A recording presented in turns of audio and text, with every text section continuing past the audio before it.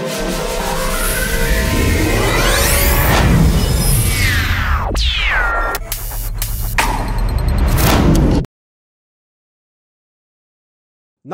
ವೀಕ್ಷಕರೇ, ನೀವು ನೋಡ್ತಾ ಇದ್ದೀರಾ ವಿಶ್ವವಾಣಿ ಮನಿ. ನಾನು ಕೇಶವ್ ಪ್ರಸಾದ್. ವೀಕ್ಷಕರೇ, ಕೇಂದ್ರ ಹಣಕಾಸು ಸಚಿವೆ ನಿರ್ಮಲಾ ಸೀತಾರಾಮನ್ ಅವರನ್ನ ಕಳೆದ ಕೆಲವು ವರ್ಷಗಳಿಂದ ಈಚೆಗೆ ಜಾಲತಾಣಗಳಲ್ಲಿ ವ್ಯಾಪಕವಾಗಿ ಟೀಕೆ ಮಾಡ್ತಾ ಇದ್ರು. ಇತ್ತೀಚೆಗೆ ಬಿಗ್ ಬಾಸ್ ಅಭ್ಯರ್ಥಿ 50 ಲಕ್ಷ ರೂಪಾಯಿ ಬಹುಮಾನವನ್ನ ಗೆದ್ದಾಗ ಅದರಲ್ಲಿ 15 ಲಕ್ಷ ರೂಪಾಯಿ ತೆರಿಗೆ ಕಡಿತ ಆಗೋದ್ರಿಂದ ನಿರ್ಮಲಾ ಸೀತಾರಾಮನ್ ಅವರೇ ಬಹುಮಾನ ಗೆದ್ದ ಎರಡನೇ ಅಭ್ಯರ್ಥಿ ಅಂತ ಟೀಕಿಸಲಾಗಿತ್ತು. ಆದರೆ 2025-26ರ ಕೇಂದ್ರ ಬಜೆಟ್ ಮಂಡನೆ ಆದ ಬಳಿಕ ರಾತ್ರೋರಾತ್ರಿ ಚಿತ್ರಣ ಬದಲಾಗಿದೆ. ನಿರ್ಮಲಾ ಸೀತಾರಾಮನ್ ಅವರನ್ನ ಸಂಪತ್ತಿನ ಅಧಿದೇವತೆ ಲಕ್ಷ್ಮೀ ದೇವಿಗೆ ಹೋಲಿಸಲಾಗಿದೆ. ಮಧ್ಯಮ ವರ್ಗದ ಜನತೆಗೆ ವಾರ್ಷಿಕ 12 ಲಕ್ಷ ರೂಪಾಯಿ ತನಕ ಆದಾಯಕ್ಕೆ ತೆರಿಗೆ ಇರುವುದಿಲ್ಲ ಎಂಬ ಘೋಷಣೆ ಸಂಚಲನವನ್ನೇ ಮೂಡಿಸಿದೆ. ವೇತನದಾರರಿಗೆ 12,75,000 ರೂಪಾಯಿ ತನಕ ಆದಾಯ ತೆರಿಗೆ ಮುಕ್ತಗೊಳಿಸಲಾಗಿದೆ. ಇದೇ ಮೊದಲ ಬಾರಿಗೆ ದೇಶದಲ್ಲಿ ಆದಾಯ ತೆರಿಗೆ ಪದ್ಧತಿಯಲ್ಲಿ 7 ಲಕ್ಷ ರೂಪಾಯಿಗಳಿಂದ 12 ಲಕ್ಷ ರೂಪಾಯಿ ತನಕ ರಿಬೇಟ್ ಮಿತಿಯನ್ನ ಹೈಜಂಪ್ ಮಾಡಿಸಲಾಗಿದೆ. ಆದ್ದರಿಂದ ಎಲ್ಲೆಲ್ಲೋ ಇದರದ್ದೇ ಸುದ್ದಿಯಾಗಿದೆ.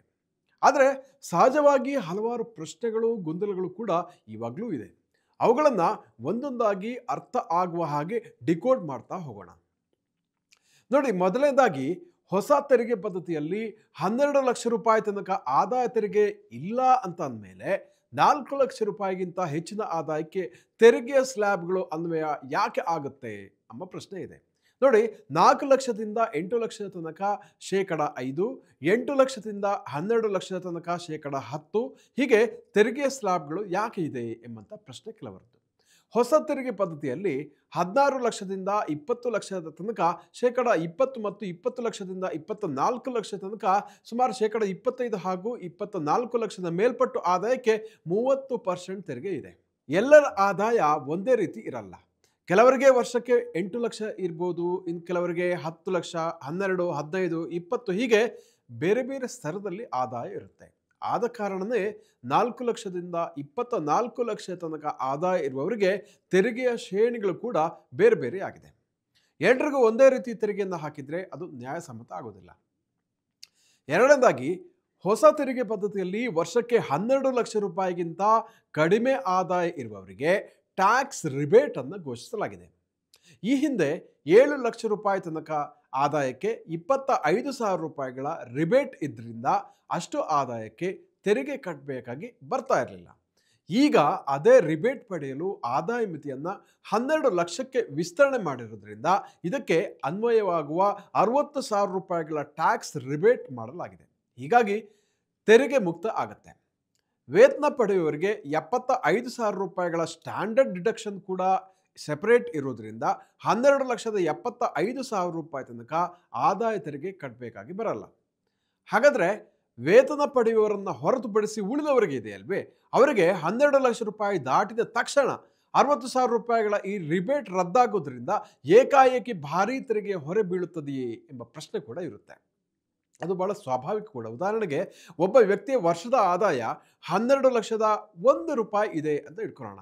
ಆಗ ತೆರಿಗೆ ರಿಬೇಟ್ ರದ್ದಾಗೋದ್ರಿಂದ ಬರೋಬ್ಬರಿ 60,000 ರೂಪಾಯಿ ಟ್ಯಾಕ್ಸ್ ಕಟ್ಟಬೇಕೇ ಎಂಬಂಥ ಪ್ರಶ್ನೆ ಬರಬಹುದು. ಆದರೆ ಅದು ಹಾಗೆ ಆಗೋದಿಲ್ಲ.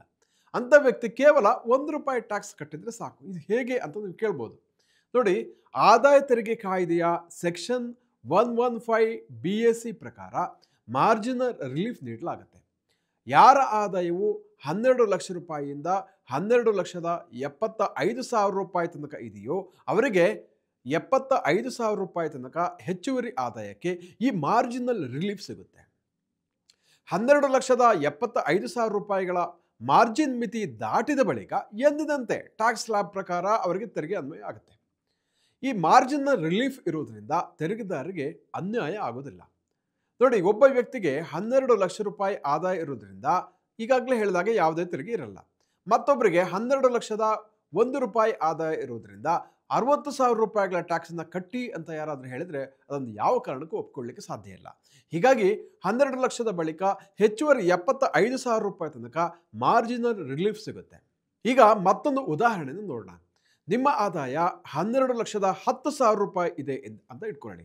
ಮಾರ್ಜಿನಲ್ ರಿಲೀಫ್ ಇರದೇ ಹೋದರೆ ನೀವು 61,500 ರೂಪಾಯಿ ಟ್ಯಾಕ್ಸನ್ನು ಕಟ್ಟಬೇಕಾಗುತ್ತೆ. ಆದರೆ ಈ ರಿಲೀಫ್ ಇರೋದ್ರಿಂದ ಕೇವಲ 10,000 ರೂಪಾಯಿ ಟ್ಯಾಕ್ಸ್ ಕಟ್ಟಿದರೆ ಸಾಕಾಗುತ್ತೆ. ಹೀಗಾಗಿ ಒಂದು ಅಂಶವನ್ನು ಗಮನಿಸಬೇಕು. ಯಾವಾಗ ತೆರಿಗೆ ಪದ್ಧತಿಯಲ್ಲಿ ಗಣನೀಯವಾದಂತಹ ಬದಲಾವಣೆ ಆಗುತ್ತೋ ಆವಾಗ ಮಾರ್ಜಿನಲ್ ರಿಲೀಫ್ ಅನ್ವಯ ಆಗುತ್ತೆ. ಇದರ ಉದ್ದೇಶ ತೆರಿಗೆಯನ್ನು ನ್ಯಾಯಬದ್ಧಗೊಳಿಸುವಂಥದ್ದು.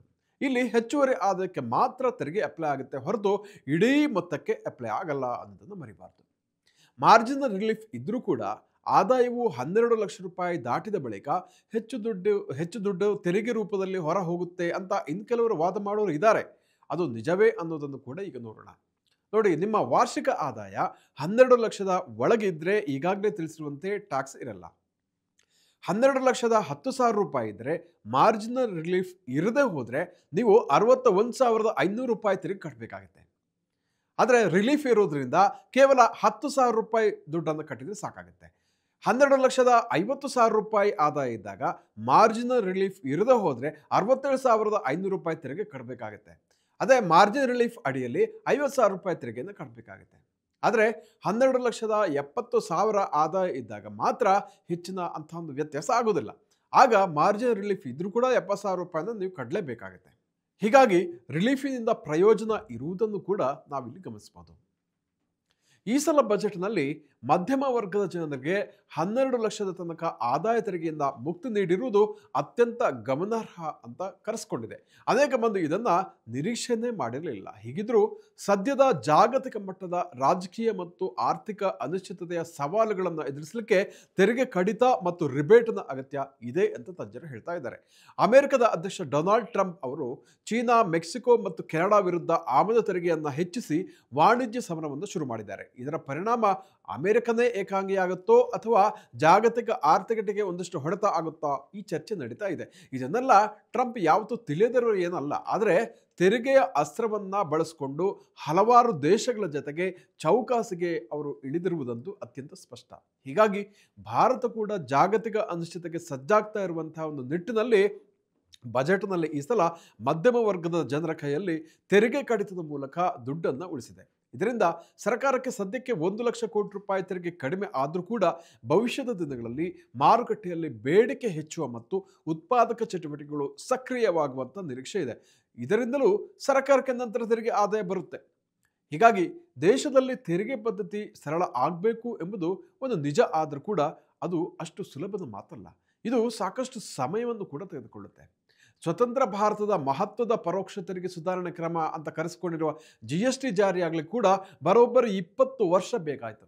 ಹಾಗಂತ ನೇರ ತೆರಿಗೆ ಪದ್ಧತಿಯಲ್ಲಿ ಸುಧಾರಣೆಯ ಅವಶ್ಯಕತೆಯೂ ತೀವ್ರವಾಗಿದೆ. ಯಾಕೆಂದರೆ ಆದಾಯ ತೆರಿಗೆ ಸಂಗ್ರಹದಲ್ಲಿ ಪ್ರತಿ ವರ್ಷ ಹೆಚ್ಚಳ ಆಗ್ತಾ ಇದ್ರೂ ಕೂಡ 2024 ಏಪ್ರಿಲ್ ವೇಳೆಗೆ 43 ಲಕ್ಷ ಕೋಟಿ ರೂಪಾಯಿ ಮೌಲ್ಯದ ತೆರಿಗೆ ವಸೂಲಾತಿ ಬಾಕಿ ಇದೆ. ಇದು ಸ್ವತಃ ಆದಾಯ ತೆರಿಗೆ ಇಲಾಖೆ ಇದನ್ನು ತಿಳಿಸಿತ್ತು. ದೇಶದಲ್ಲಿ ಬಹುತೇಕ ಮಂದಿ ರೈತರು ಸಣ್ಣ ಮತ್ತು ಮಧ್ಯಮ ವರ್ಗದವರಾಗಿದ್ದರೂ ಕೂಡ ಶ್ರೀಮಂತ ರೈತರು ಇದ್ದಾರೆ. ಆದರೆ ಅವರಿಗೆ ಯಾವುದೇ ಆದಾಯ ತೆರಿಗೆ ಇರಲ್ಲ. ಇದು ನ್ಯಾಯಸಮ್ಮತವೇ ಎಂಬಂಥ ಪ್ರಶ್ನೆ ಇದೆ. ಇನ್ನು ಅನಿವಾಸಿ ಭಾರತೀಯರು NRE ಎಂಬ ಅಕೌಂಟ್ನಲ್ಲಿ ಕೋಟಿಗಟ್ಟಲೆ ರೂಪಾಯಿಯ ದುಡ್ಡು ಠೇವಣಿ ಇಟ್ಟರು ಕೂಡ ಅಸಲಿಗೂ ಬಡ್ಡಿಗೂ ಅದಕ್ಕೆ ತೆರಿಗೆ ಅಪ್ಲೈ ಆಗಲ್ಲ.